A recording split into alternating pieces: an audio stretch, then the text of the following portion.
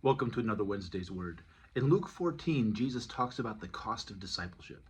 He says that anyone who does not take up his own cross and even hate his mother and brothers and family and even his own life is not worthy to be called a disciple. Then he uses a few analogies about counting the cost. Imagine building a tower or a house, and you didn't really figure out how much money and material and labor was going to cost, so you make it half finished. Or imagine going to war and you're vastly outnumbered, and you don't know if you have the tactics and the battle acumen and the strategy that you can win with. He says, in all these situations, you would be a fool. And in the same way, he says, when we look at following Jesus, we don't just say, oh, this is going to be easy, this is going to get me out of hell. We should count the cost and figure out, is this something that I'm willing to sacrifice for? And in all that, it sounds very counterintuitive because the American church right now preaches what many would call cheap grace.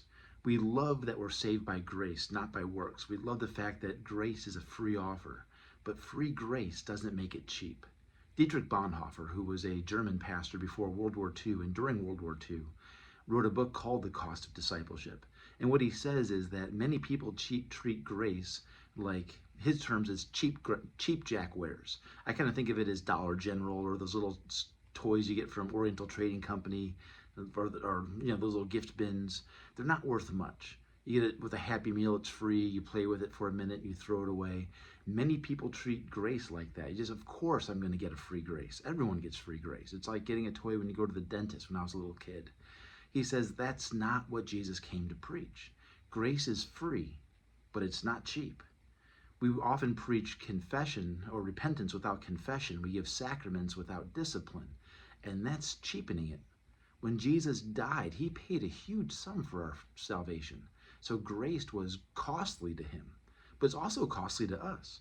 We're saved by grace, but we're saved to follow Jesus. So we're not just saved to go live life how we've always wanted to live it. We're not saved so that life has no change.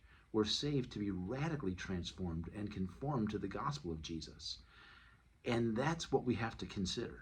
Are we willing to change our lives? Are we willing to make an impact in the world around us? Are we willing to deny some of our own temptations and desires and actually follow Jesus?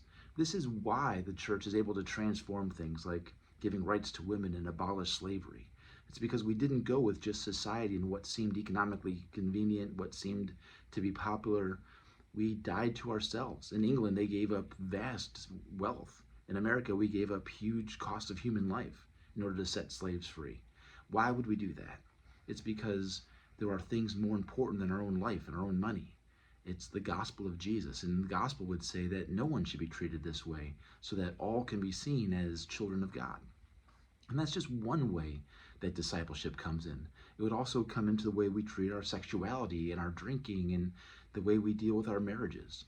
If you're in a marriage and you're just unforgiving and bitter, is discipleship, your cost of following Jesus, stepping in and confronting your pride? Is it stepping in and confronting your hoped for dreams of what your marriage you thought would be? Is it confronting the fact that there's unforgiveness? These are the things that we have to consider and cost, because we're not going to war against a king that's thousands of miles away, like the analogy Jesus used. We go to war daily against ourselves, against our flesh, against the devil, against the world.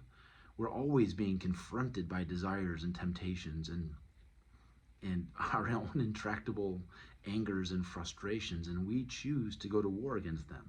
When Jesus came preaching the Sermon on the Mount about being forgiving, about not being lustful, about not saying angry words about our brothers, he was actually serious about that. And that's what we have to consider. So if you're a Christian today, remember your salvation is free. You can never earn it, but it isn't cheap. Jesus paid a dear cost. So it's grace because we get to follow Jesus, but it's expensive, costly grace because we're called to follow. We're called to a long battle, but it's worth it. We're going to make mistakes along the way, and that's where grace always comes in to hold us. And I normally stress that side, but Jesus was not afraid to tell us that, yes, grace is free. All who are willing can put down their burdens. His yoke is light. Jesus says that. He cares for our souls. He's the friend of sinners. But he also calls us to radical commitment and true discipleship. So consider that today as you're going through Wednesday's Word. All right, God bless.